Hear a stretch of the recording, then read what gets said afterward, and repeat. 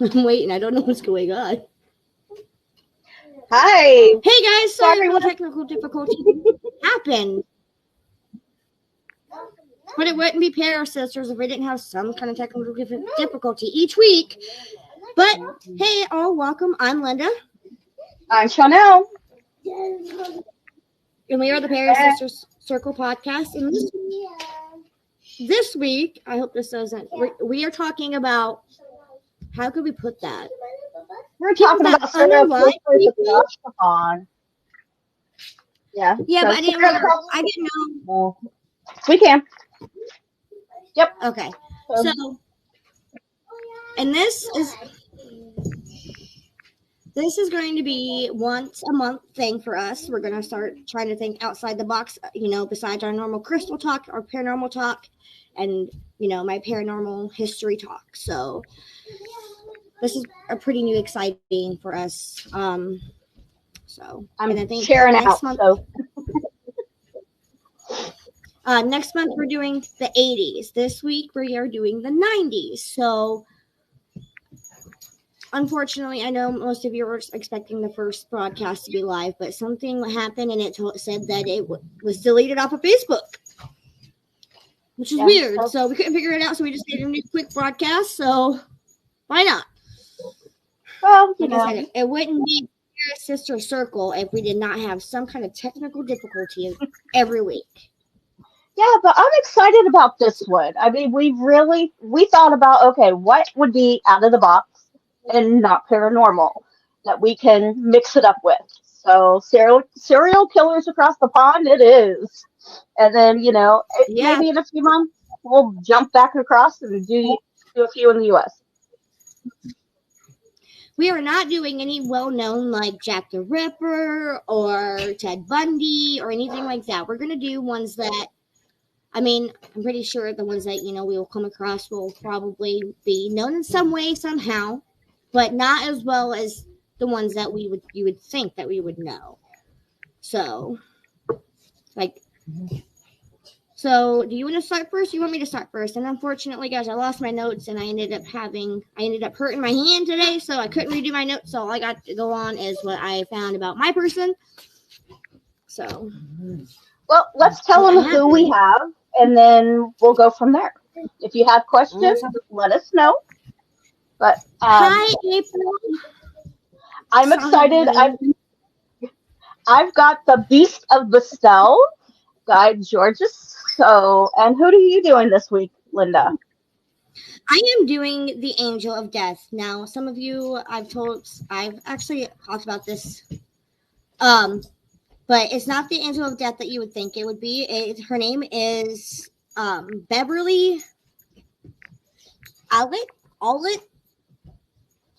So we're not doing readings. We're actually this week we're stepping out of the paranormal and the metaphysical and doing talking about some different serial killers that we have decided to look up, find out more, and discuss with you guys. Right, yeah.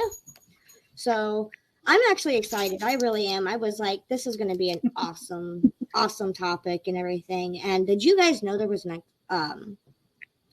serial killer encyclopedia? Yep, and a serial killer fandom, which is kind of weird. And I found out that there is a current event feed on TikTok that talks about what was it? Oh, this current serial killers around the world and what they think they're going to do next. It's kind of scary. That would be scary, but yeah. Do you want to start? Or do you want me to start? Go right ahead, Miss Linda. You kick this off.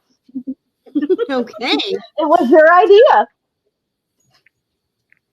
I'm into true crime and stuff like that, so hey, why not, right? Why not? So as I said before, my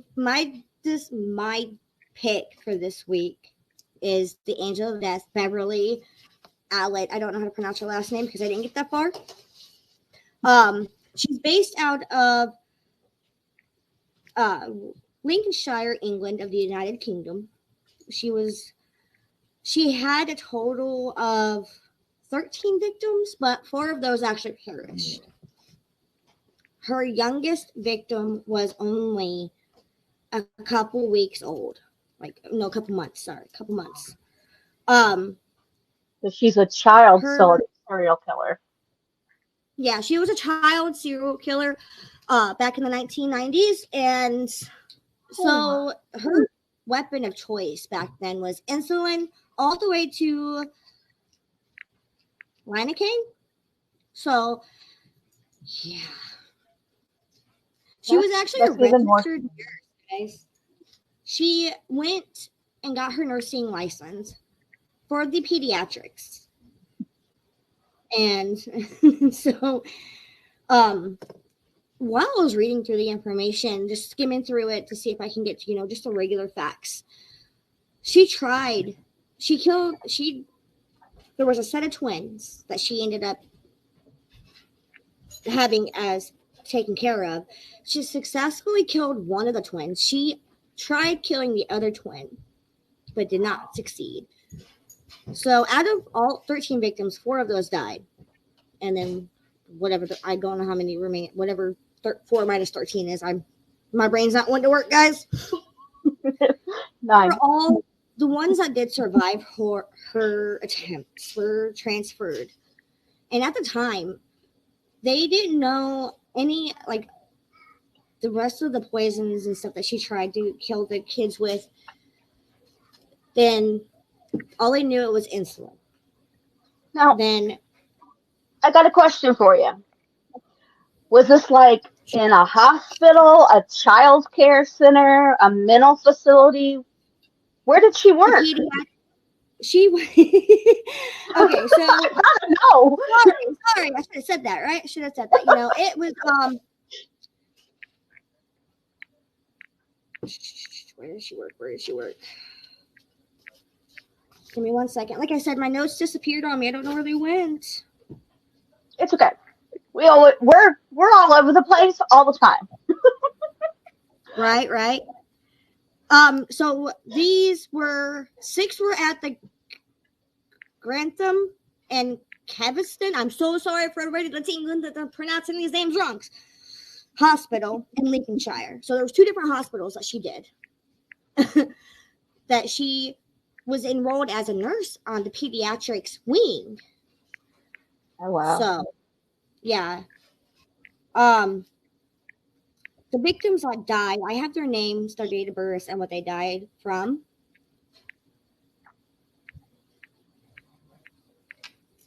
She was, and when I was researching it, I didn't realize that when you research this kind of stuff, they gave me what I'm trying to say is out of the victims, they gave so much information about these victims, like why they were made to the hospital, when they were made to the hospital, and what most of them were chest infections that were admitted to the hospitals before she had gotten to them. Now, from what I've seen,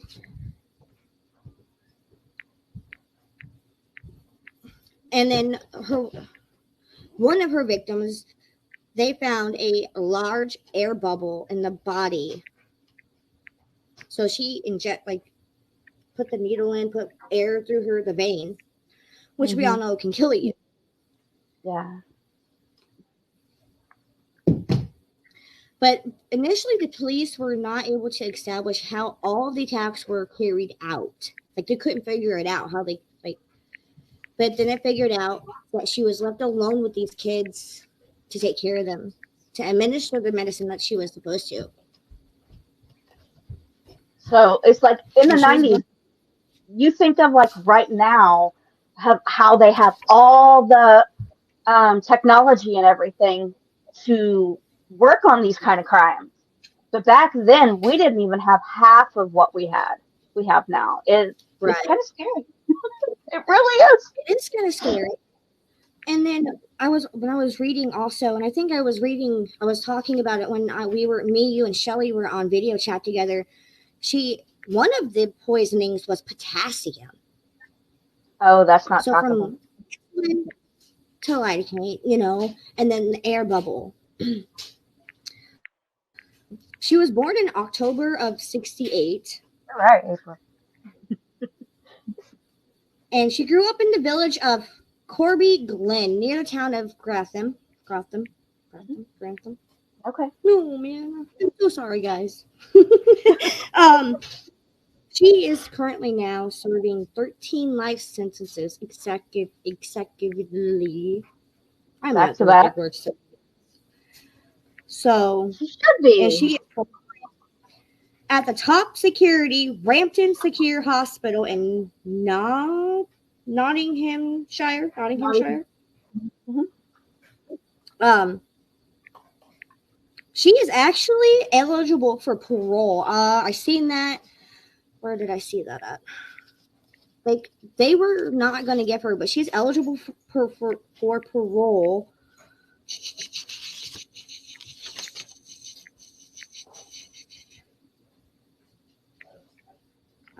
Okay. If you're just joining us, we're doing serial killers across the pond, and Linda's doing the Angel of Death in England. I mean, it was heartbreaking when I was reading this, and um, I can't find it where she was eligible for parole, but like I said earlier, I found a lot on her victims, and like this little packet right here, I didn't realize because I didn't go through this packet that I have from one website. It gives me while looking for the parole date that she can. It gives me like why they, the kids' names, their ages at the time of either death or um, attempted murder, That's crazy. and where if they survived, and everything like that. So I mean, it's really heartbreaking, and she did not have a very cool down period. She was like on it. She was looking for her next victim. Like I think it said 2 weeks is what her cool Wow. down period was. Yeah. That's crazy. Oh, I mean, go after children in the hospital. That's just heartbreaking. Really, it is. It is really heartbreaking. And, to know that she is eligible for parole. Now I did see the year, but I don't think I, copied it because it was her parole was 59 days long, guys, for this. It was heartbreaking and trying to figure it out. There was a couple things. Oh,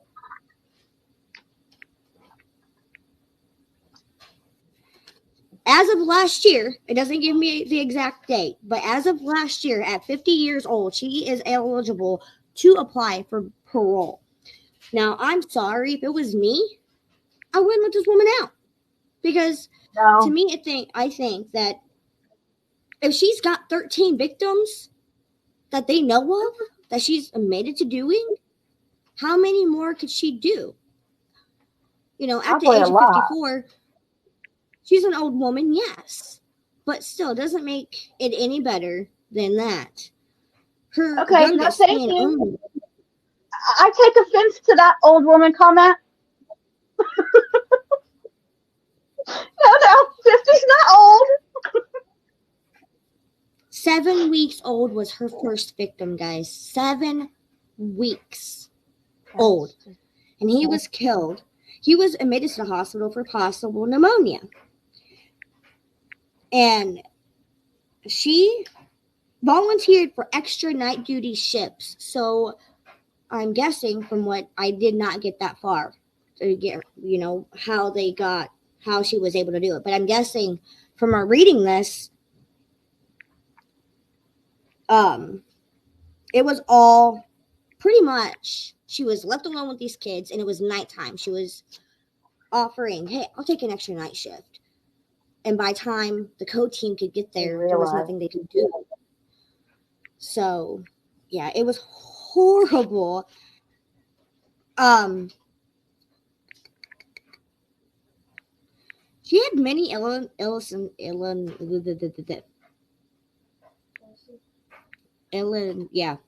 She was really sick growing up and everything, and when she was able So she to, had she was able chronic to illness. pertain. Yeah, thank you.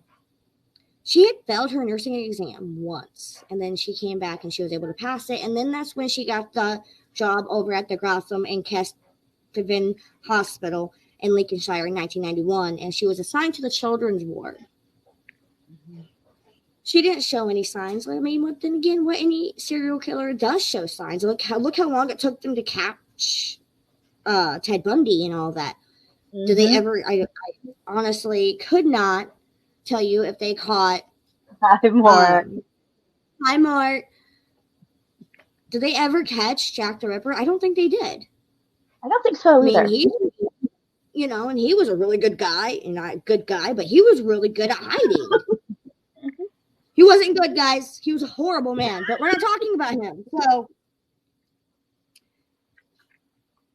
2 weeks went by after she killed the 7-week-old Liam Taylor.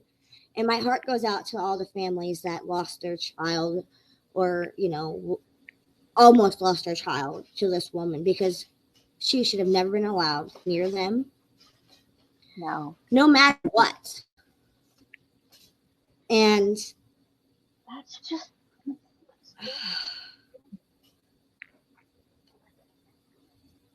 She reassured the parents. Yeah, I'm sure.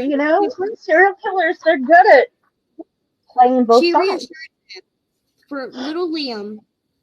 She reassured them that he was in safe hands, because what parent wouldn't be, afraid that their 11-week-old child had pneumonia, and the parents weren't around, and of course. that's when she struck. He ended up dying. Suffered respiratory problems during the night, and he had recovered and appeared doing well. The next night, she volunteered for an extra duty. At one point during the night, she was left alone with little Liam, and moments later, Ella and summoned the code team. He had stopped breathing. Despite the efforts of the team, Liam had suffered severe brain damage and was being maintained on life support. Knowing that he would never recover, his parents made the heart-wrenching decision to remove him from life support. He was listed as heart failure, even though her fellow nurses were confused about the failure of the apnea monitors to alarm when Liam stopped breathing, although it was never questioned.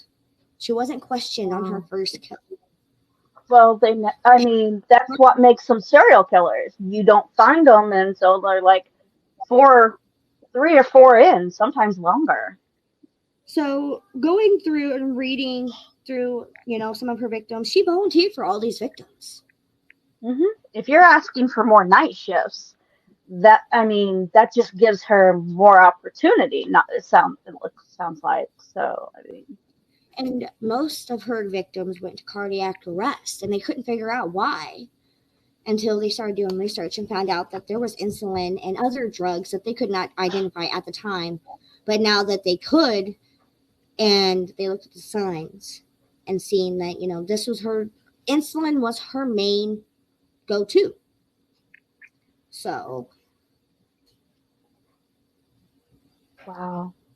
Oh Lord. So the ones that did make it out alive from her attacks were moved to different hospitals. And then they put 2 and 2 together that these kids were being moved to different hospitals away from her and surviving.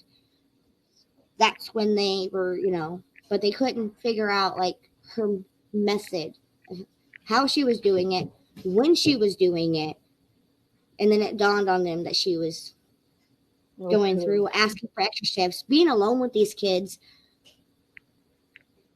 So it was. One there. She was the most notorious female serial killers of England at the time. Huh?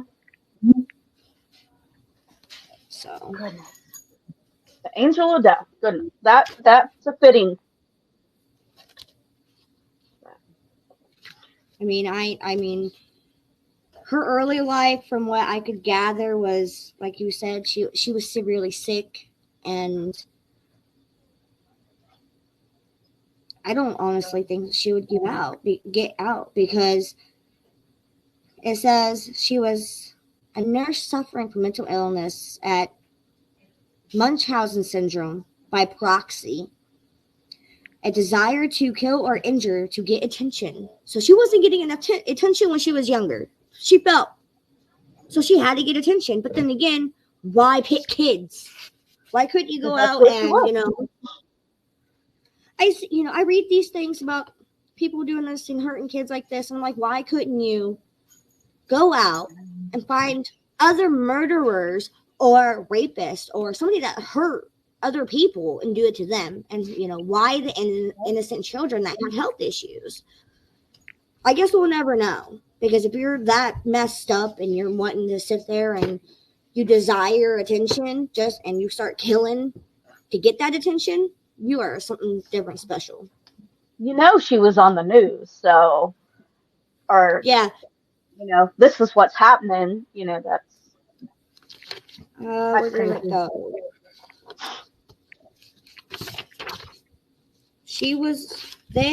There was a couple different televisions.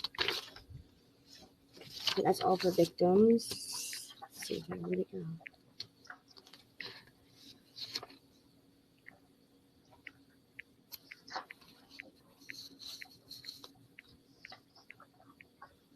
It also says in her adolescence appeared to be typical of Munchausen syndrome, and when this behavior failed to inflict the desire reaching in others, she began to harm others and to satisfy her desire to be noticed. She went on a train as a nurse and was suspected of odd behavior, such as smearing feces on the walls in a nursing home where she trained. Her absence level was also exceptionally high, the result of a syringe of illness. Her boyfriend at the time later said that she was aggressive, manipulative, deceitful, claiming false pregnancies as well as rape before the relationship ended. She was all kinds of messed up. Yeah, sounds like it.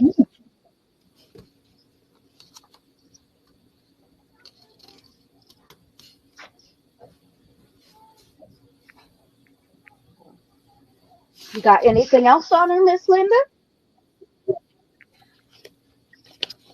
Yeah, give me 1 second. After numerous delays due to her illness, this is when she was in prison, resulted, which if she lost 70 pounds, she went to trial at Nottingham Crown Court on February 15th of 1993, where prosecutors determined to the jury of how she has been present at each suspicious episode and the lack of episodes when she was taken off the ward. So people were they didn't want to believe that she was doing this, and then they're like, well, put 2 and 2 together and be like, it adds up. These episodes were happening when she was there, and then when she was taken off the ward, everything was fine. Nothing. So according to this, when she was taken off the ward and probably put somewhere else, I haven't found that yet. She didn't harm adults. It was just the kids, just the innocent babies. Easy. It was easy kills. Especially when they were really young and they couldn't defend themselves against her. Where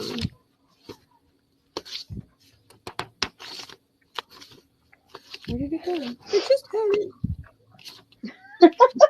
Girl, next time you're going to have your stuff together a few days in advance. I lost it. Okay, the rest. They were building it, so they were building a lot, against her.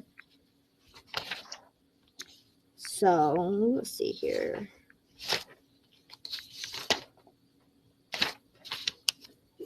Yeah, I can't find where it went that she had. There was 2 different TV series that went over her story and everything. And me when I was researching this, I honestly think they should have just left like all the victims' information out of it. You know, give the age, you know, and what happened, Yeah, but but that's sit not to sit there and give them an exact detail of why they were admitted to the hospital. You know, why no one needs to know why they were actually admitted to the hospital. yeah, but that'd It's be an important. what everybody's asking. I mean, I That'd be can big see like, question. huh? That would be like big questions. How they would part of build a case, though. You think about it. That's information that would need to be done, and then after so long, I do believe it becomes all public record. Right, and I can see that, but you know, they have ways of making things not public record. You know, so why would they put that kind of thing? You know, having that child after the second child being admitted for pneumonia, and then going on to say, you know, all they had to do was say, you know, this child age, what they were admitted for, and then like she was left alone. You know, not go into great detail of what had happened that night. For the Yes, but records, yes, but not make if it they did public. that, would you have picked her to talk about her tonight if you didn't have as much information? Yes, Well, because I know it's not. I know this is not paranormal, but some of my places and my binders don't have very much information, and I still pick them. yeah.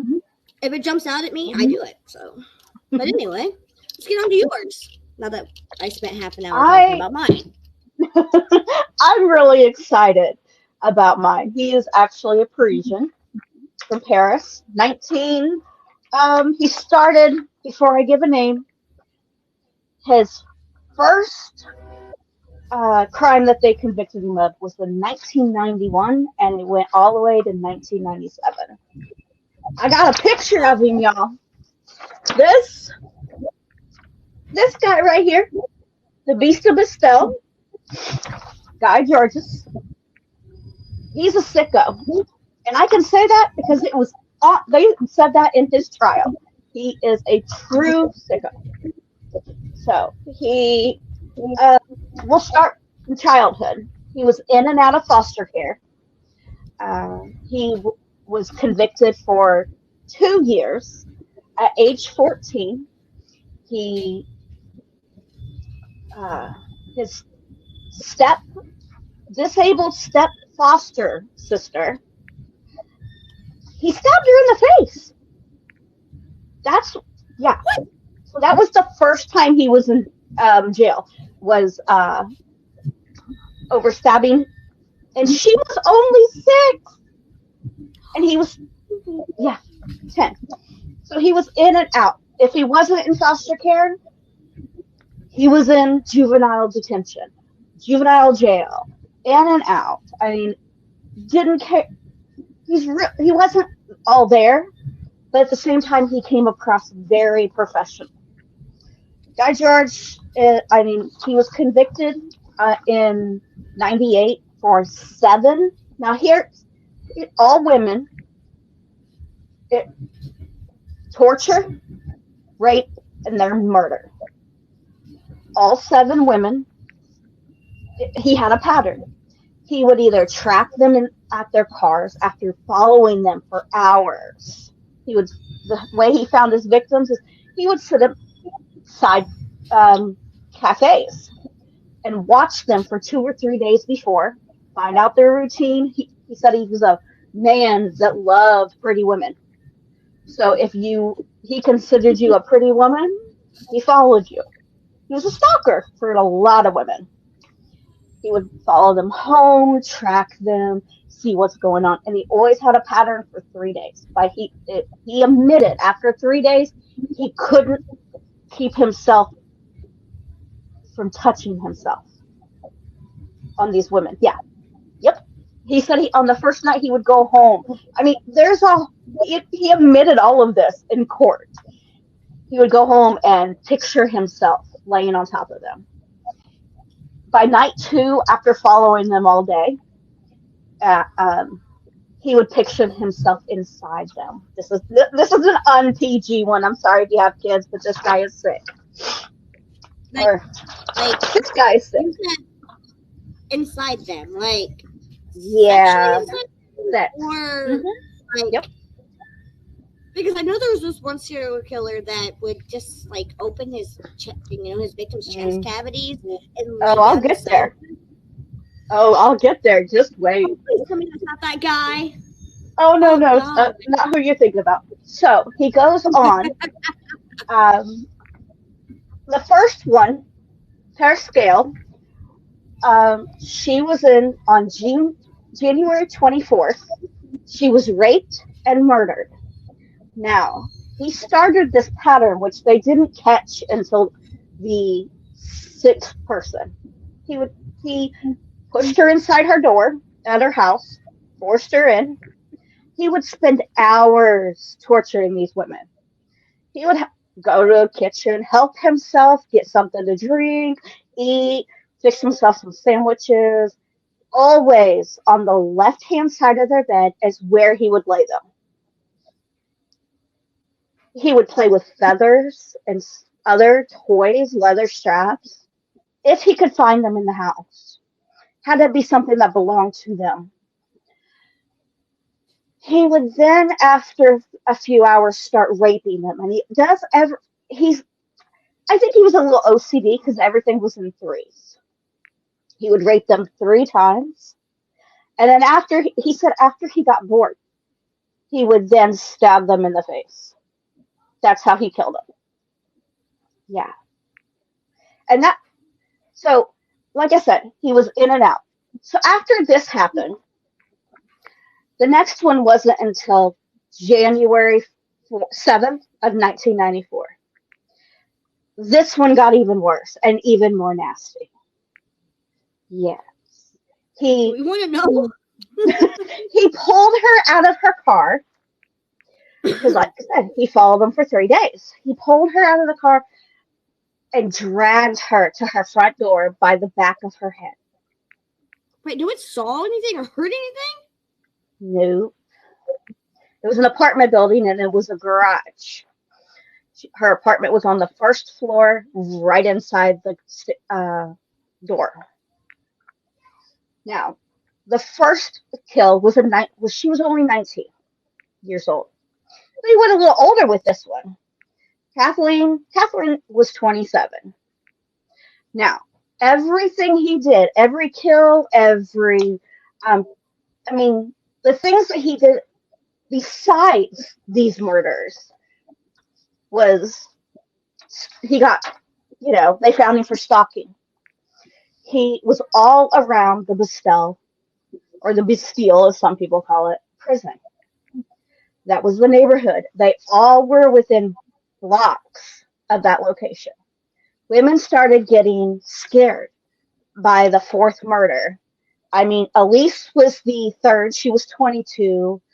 Agnes was 32, which happens to be his oldest victim over everything. Because he would walk in the park late at night, and if there was a woman out there, he would attempt to stab her in the hip. Not kill, just so he could see the blood. Yes, that is how sick this guy was. He liked the screams of women. He liked to hear their reaction to seeing blood. Yes. That's pretty messed up. But the thing is,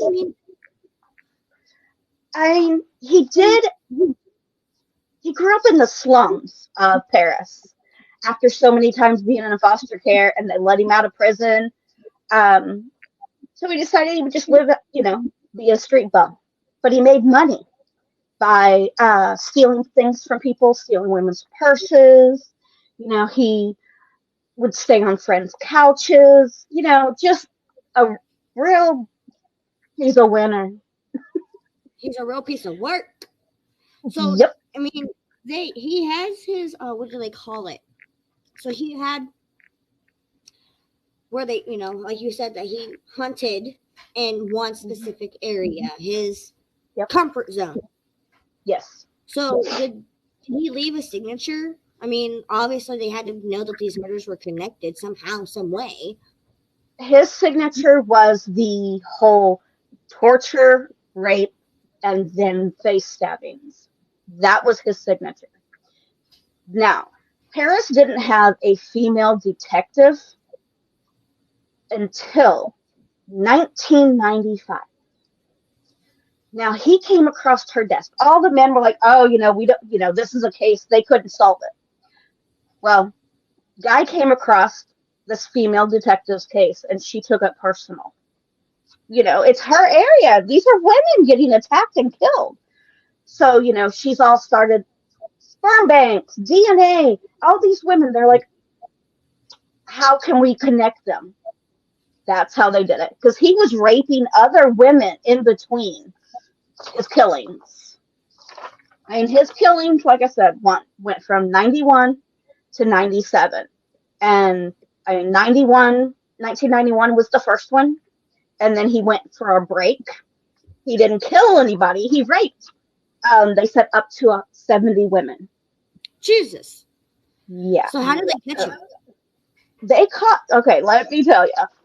This is a good one. You didn't even ask me about mine. They caught her at the hospital in action. Let's see. But two and two together. Okay. I have it.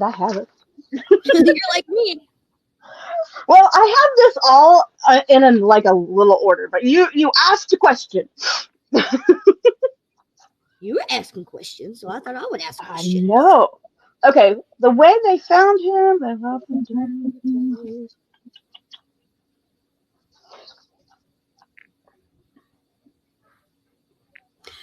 Okay, while she's looking for that, guys, if you're just joining us, we are doing, as we're going to call it from now on, Killers Across the Pond, 1990s edition. I did the Angel of Death, Beverly.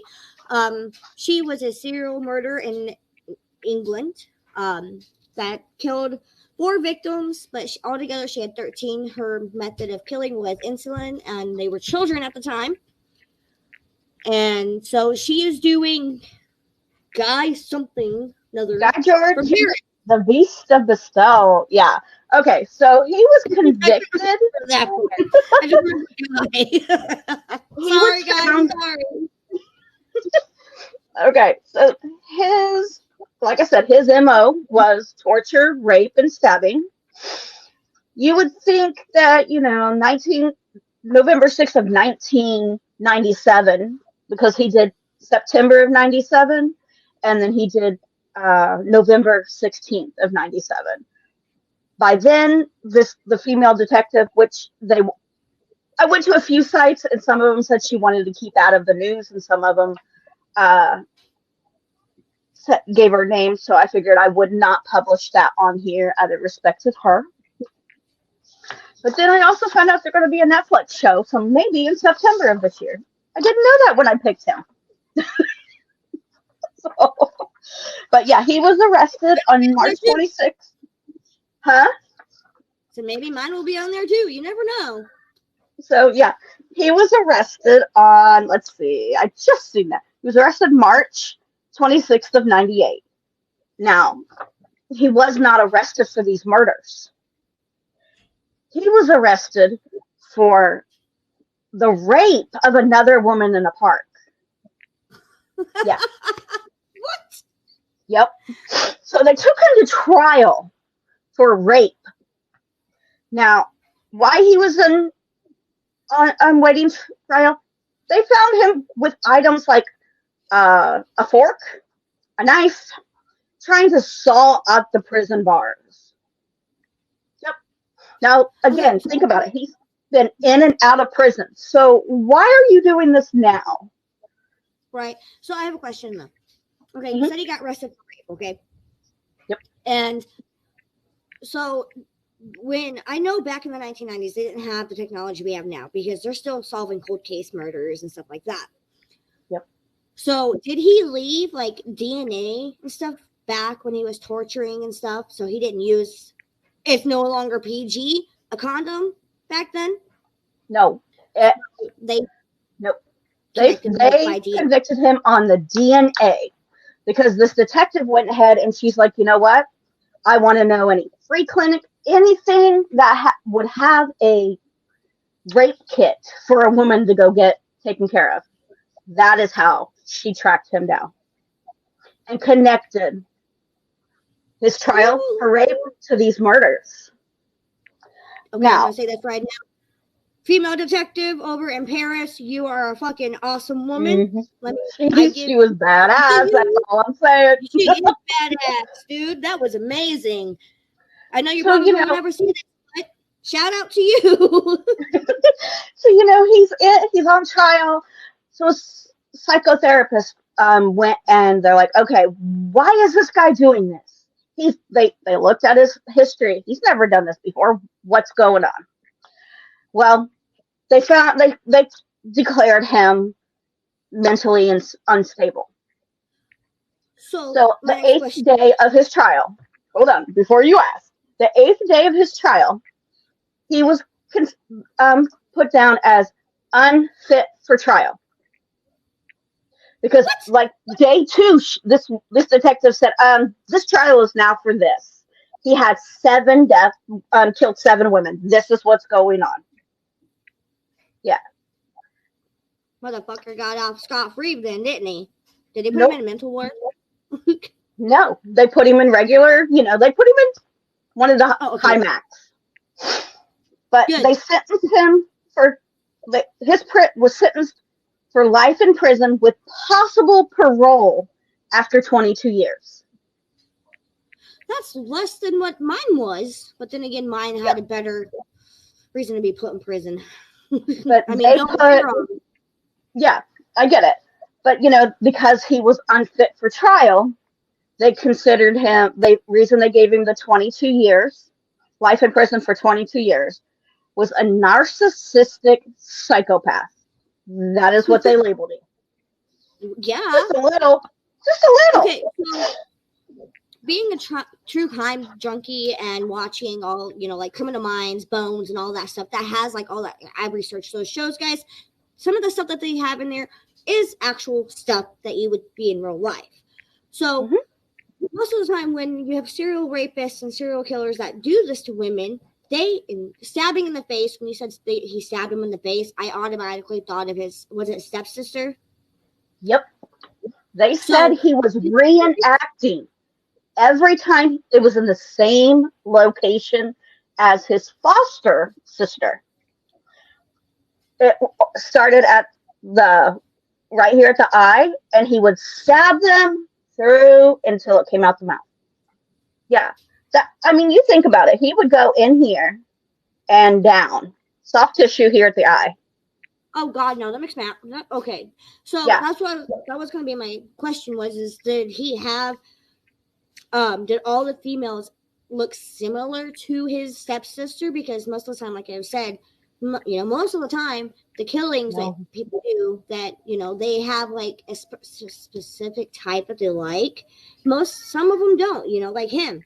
But they also have in their mind that they're going to kill this person or attempt to kill this person like they tried at the very beginning. No, because it does. But his whole thing was if he found them pretty. Yeah, I think he stalked women all over this neighborhood area around the Westfall prison. Now that was it's an old prison from the Bourbon era. So all done in concrete, steel, iron, it's an old prison. But yeah, I'll tell you a little more. After they convicted him, put him in jail 2 years after, so 2000, 2000, they decided to start evaluating him. He was going to a psychologist, talking to him, and the psychologist is going, there's something not right here. So after months and months of visits, 3 times a week with Guy George, they went and he's like, I think we need to go back to trial and reevaluate his sentencing. So they did, which then they connected more rapes. By then they had them all. This female detective, she had her ducks in a row. She's like, okay, we're taking him back to trial. Here you go. Here's the rest of the files that I've been keeping for these years. He got his 22 years and life for parole revoked. He is now permanently in the psycho ward and solitary confinement. So he gets his two meals a day. Yep. Every 12 hours he gets his 2 meals because he would throw when they were giving him 3. He would throw food at the door and make a mess. This guy's just not right. No. He would scream, I need a woman, I need a woman, I need a woman. Yeah, I mean, I really did some digging to get into this guy. And like I said, I went into some websites and there's videos and documentaries out there if you really dig for Guy George. And so I didn't know it at the time. Yeah, I didn't know at the time, but yeah, I guess they're thinking about doing a Netflix series, putting him out in the serial killer series that they're going to be doing this fall. I don't have Netflix. I have to. I might have to. Do you have Netflix? I might have to borrow your Netflix for a little bit. I do. Yeah, but to stalk these women, and if you're just joining us, this is who I'm talking about. This guy right here. Yep. And I found him just because I looked up creeps, serial killers, and creeps in Paris. That is how I found him. I was like, oh, this one interests me. I want to know more. And then I started digging, and to make yourself at home. Go to their kitchen, open up a beer, have some wine, get yourself a sandwich. While you're in the middle of torturing a woman that's bound only by rope. That is how he would bind them. This reminds me of a Criminal Minds episode that I remember watching. I mean, I have all the seasons. I can't remember what season, can't remember the episode, but it reminds me of one of their episodes. So I wonder, because, when they were making this series, the person that came out with the Criminal Minds did his research on stuff like this, because they had the Zodiac Killer, they had Jack the Ripper, they were referencing all of these, and they even made like tons. I don't know if you ever seen Criminal Minds or not, but the Zodiac Killer, that was episodes long. Well, the fact that this guy would spend hours with these women, and he would drag them from their front door by the, you would think here, but no, she said the hair by the back of your, at the bottom of your, he would drag them all the way to their bedroom, knock them down, and tie their hands behind their back with rope and bind their feet with tape, packaging tape, to the point where it would cut off circulation. He would buy a different kind, the same kind of hunting knife. He had a type of hunting knife. And it was what they called a clean knife every time. He wouldn't leave it behind. Yeah. So that was his method of stabbing the face then, was a hunting knife. A hunting knife. From the soft tissue of the eye until the knife would come out your mouth. Yeah. That's so did he really stab them? Like, if that did, because that would hurt, but I don't see it killing you. So would he stab them more than once? Mm-hmm. He would continue. Yeah. That's what, I watched one of the documentaries that was on, and that was, he would continue to keep, and sometimes he would completely knock out the whole eye. Sometimes there was one of them in 94. No, it was the murder in 95. Helene. She was Dutch, new to Paris. visiting a Aw. friend, and her friend went to work that night, and she got murdered in her home. In her So flat. her friend I think found they call her. them flat. So I think they call them flat there. probably, yeah. But That completely, is just you know, sick. he would rape them as they're dying. I mean, how sick do you have to Like when they're be? bleeding out, Hmm. Yep. He liked blood. he's about as sick as mine, dude. Let me tell you. I mean, Yeah, but mine's he pretty sick, admitted killing poor kids. the second time he went to trial, and they like, this is what happened. He admitted right there. They took him back. This is detailed. That's how they got these detailed descriptions. He's he told this detective in detail, hours and hours in the room. This is what I did to so and so. He remembered those 7 women's names. He remembered the dates of these 7 women. After the 70 women that they know of that he murdered, the 7 women that he killed, that he raped, no, it's 70 women he raped and 7 women he killed. He remembered dates. He remembered how he did it, what he ate or drank in their home. That's I mean, crazy. how really screwed up do you have to be to remember those kind of details? Really? Really fucking screwed up, dude. Let me tell you. So, like, next month when we do 80s, don't pick somebody as so fucked up as this guy. Okay? Well, I didn't know until I started getting. I mean, I like the name. I was like, the Beast of Estelle. Oh, I like this. I And mean, then I started digging into him. your eye, go ahead. Like, because the Angel of Death, Beverly, when I seen that, she had killed kids, I was hoping that when I started digging that I would find out that she, it wasn't just kids.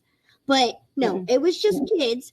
And I really hope I need to do some more digging, and I will give everybody an update. I'm going to do some more digging and see if her parole was accepted or denied as of last year, because she was messed up too, guys. Give you a little bit more if you guys are just joining us. I know we have about less than 10 minutes. If you're just joining me, yeah. Joining us. I did the Angel of Death. She did the Beast of Basel, and that's who she was just talking about. So mine was the Angel of Death. She had 13 victims in total. 4 of those victims died, and they were all children. And her method was killing them with insulin. How fucked up can you be to sit there and inject a weeks old baby, if not kids? How fucked up can you be? Right here, this guy. Yeah. That's how fucked up you can be. No, and it was just weird though. I mean, it's really fucked up because in my eyes, if you do that to a child, you shouldn't see the light of fucking day again. Because oh my god, it pissed me off when I was reading this. And yes, everybody, PG went out the window last week when we did our show. Yep. So our show's no longer going to be PG. And we'll have to put a little disclaimer sometime. Yeah. Sorry. So I'm on this evening. That's a good idea. Since this is we're doing Killers Across the Pond and everything. This month, today's show was Killers Across the Pond in the 90s. Next month will be the 80s. We're excited about that. I will put disclaimers on the bottom, scrolling on the bottom. So yeah, I'll do it on the. It's something new.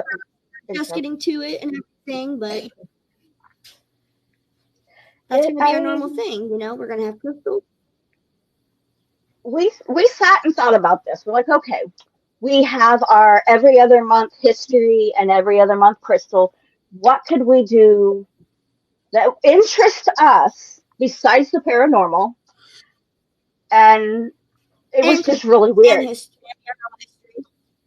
Yeah. And she's like, okay, let's do serial killers. I was like, let's do them not in the United States.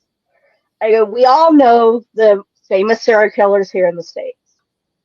But there's so much more. I already know who I have picked out for next month, and I get the female.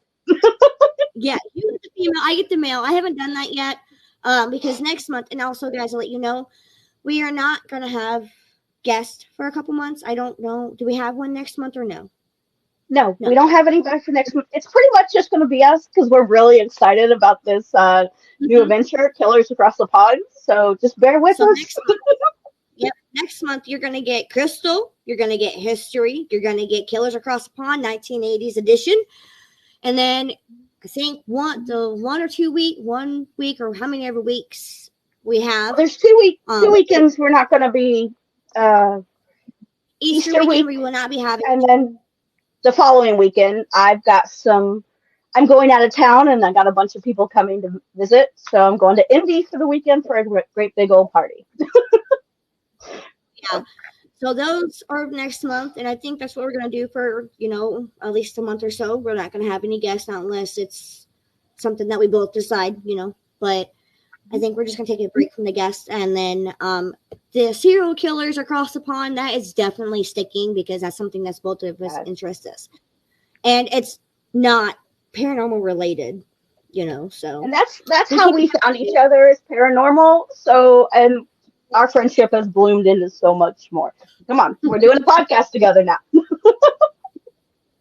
After you said no, and then also,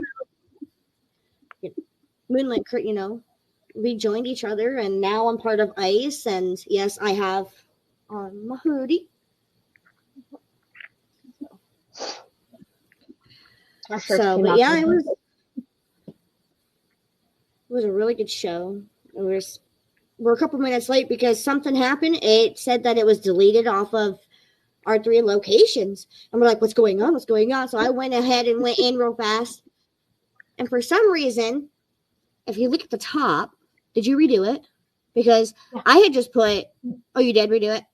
Mm-hmm. Okay. Because I made a new broadcast real fast because the old one was not working, so we could do the podcast tonight. So. Well, girl, we're running a few minutes late, so.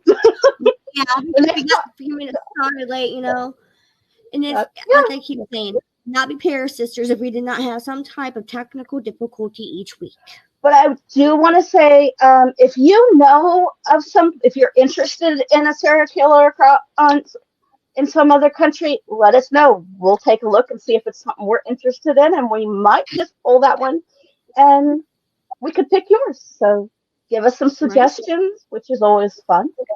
But I've had a really good time on this topic. So did I. And we're not allowed to have any more podcasts at Shelly's house. Those get too wild. Just a little bit. Last week was Crystal talking. That podcast kind of got out of hand. If you yeah, it did. I think us being in our homes kind of mellows it out a little bit, Oh, and then if anybody didn't notice, we have the same background now. I had a second one because we used to use it as a tablecloth. So. All right, so we're going to end the show. But as always, I am Linda. I'm Chanel. And we are the ParaSisters. Bye, guys. This is our Circle podcast. You guys have a good night, and we'll see you next week.